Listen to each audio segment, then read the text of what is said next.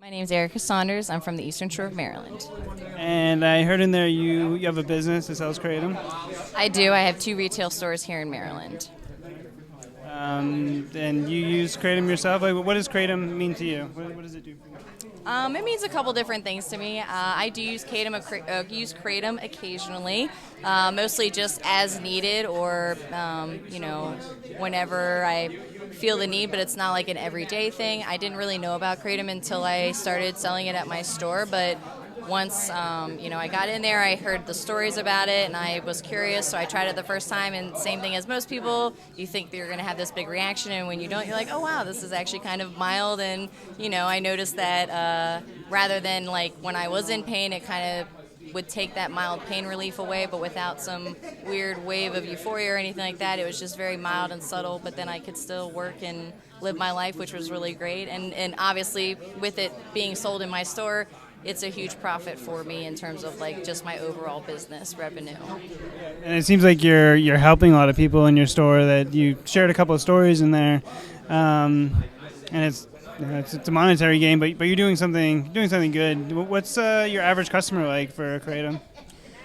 Really, it's middle-aged people mostly. I hear a lot of stories between people who were addicts for a really long time, people who were alcoholics, people who were in pain, who had tried all other types of medications and just nothing really seemed to work for them. So when they had found Kratom or somebody recommended it to them, they tried it, and then as most people, they get demystified by it and realize, wow, this actually has some potential to be useful and to be helpful. And most of my people are regular customers. They come back for it on a weekly, bi-weekly, monthly basis, or however often they need to consume it. But I haven't had anybody come in and give me any type of negative feedback, which I think is really surprising for me, because with most things that would have the potential for harm, you would think that you would get a lot more stories of this made me feel terrible, or this made me feel horrible, or I hated this, but it was quite the opposite.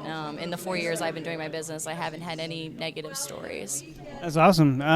So I know you said that you're getting it lab tested. Are you selling your Kratom, or is it other brands that you're selling? I sell other brands in my store. I sell 3 brands. I have changed my brands over the years as companies change hands and their processes change. Like for me, again, it's really important that it is tested and it comes with lab results so that I know that it's safe to consume. I also tell all my customers, anytime you have any weird reaction to it, please let me know so that I can send it out to get it tested, because I don't want to make people sick. I want people to be able to come back to me and trust me and know that what they're consuming is safe and uncontaminated. Nice. And what would happen if they scheduled it Schedule 1? I feel like they don't realize the reactions that people would get. A lot of people will seek other avenues to be able to find Kratom, most likely the internet or black markets.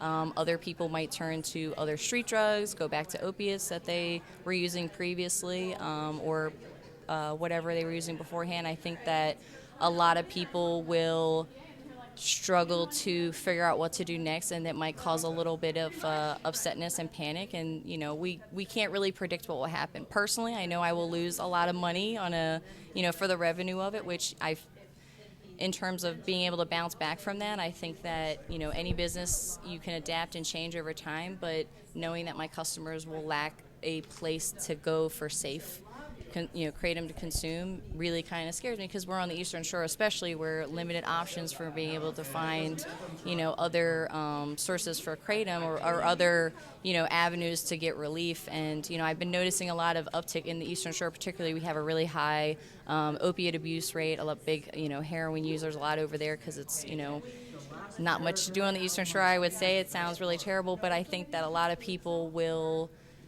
go back to that, and that's what's scary, because a lot of them have heard about Kratom being in clinics and word of mouth. Just, my friend told me to try this because I'm trying to get my life changed around, and they'll look for some other option, and that's what's, kind of scary, is what will they turn to and what will they choose. Yeah, it's usually a proven deadly or harmful option. So what was the name of your shop again? My one shop that's on the Eastern Shore is called Tammy's Cool Things. It's right on Route 50, like heading down to the beaches. My other store is in Arnold, Maryland, right outside of Annapolis here, and it's called Severna Smoke Supply. All right, great. Thanks so much. Thank you.